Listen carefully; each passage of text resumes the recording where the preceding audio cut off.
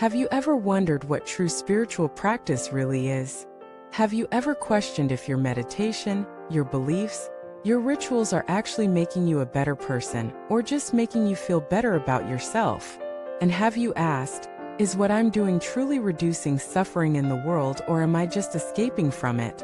Welcome back to the channel. Today's video is a deep invitation to rethink what it means to walk a spiritual path, not by how it looks from the outside, but by the quality of energy we bring into the world. This is about embodying your practice in the most practical and sacred way, by becoming someone whose presence reduces suffering for others. You see, there is a difference between practicing spirituality and living it. Many people chant mantras, read sacred texts, attend retreats, or even teach others about peace and mindfulness, but still speak harshly to their family, gossip about their coworkers, or carry subtle superiority toward others who don't share their path. Real practice is not about what you know. It's about who you are when no one is watching. It's about how people feel after spending time with you, not impressed, not awed, but safe. And the simplest, most profound question that separates surface-level spirituality from genuine transformation is this: does what I do increase or reduce the suffering of others?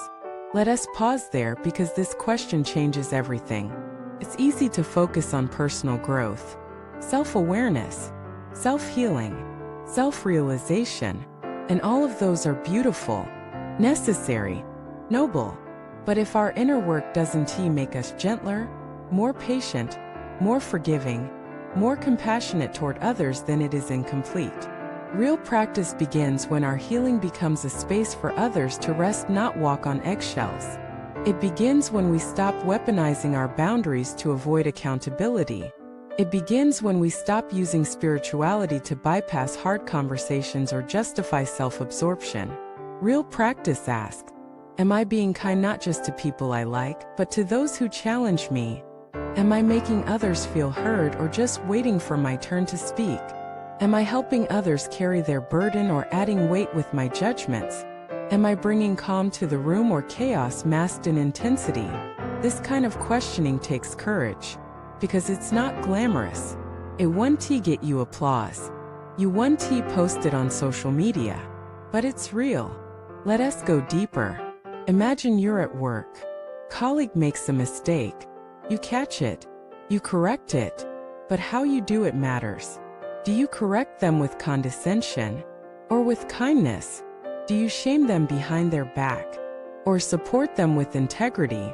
Spiritual maturity is not about noticing mistakes, it's about how we respond to them. Now picture this: you're in traffic. Someone cuts you off. You feel the heat rise. But you pause, breathe, choose not to curse. Not because you're suppressing anger, but because you remember, that person might be rushing to the hospital, might be overwhelmed, might be carrying pain you don't see. That is practice.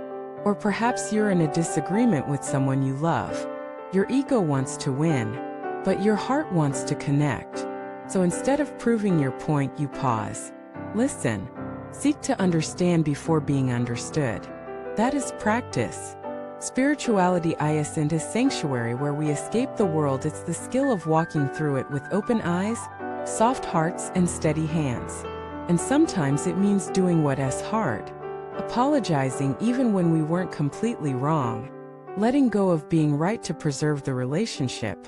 Choosing silence when our words would cause harm, even if we're technically justified.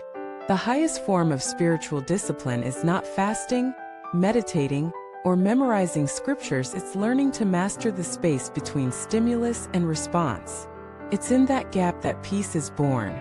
True practice also shows up in how we treat those who can do nothing for us. The waiter, the janitor, the customer support rep, the stranger on the street.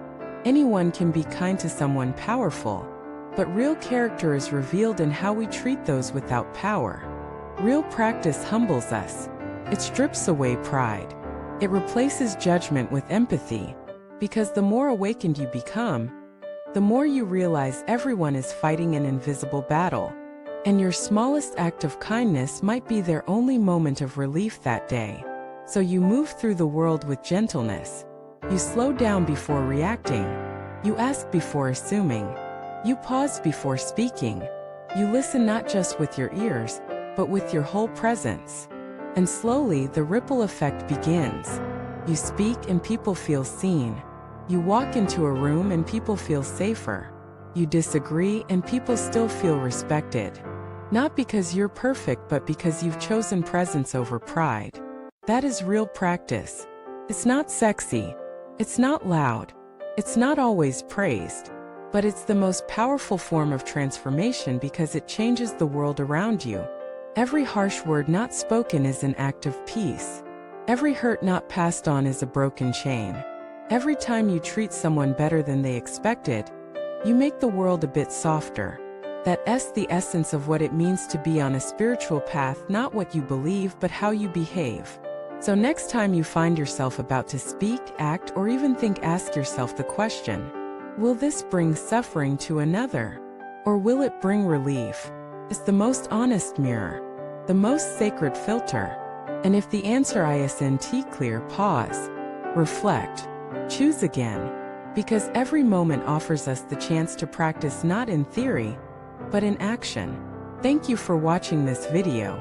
If this message resonated with you, let us know in the comments, how are you practicing in your daily life? What are the subtle ways you bring peace into the spaces you touch? And if you found this message powerful, don't forget to subscribe, like, and share it with someone who values walking gently in a noisy world. Until next time, may your presence be a soft place to land for every soul you meet. Keep practicing, not for perfection but for peace.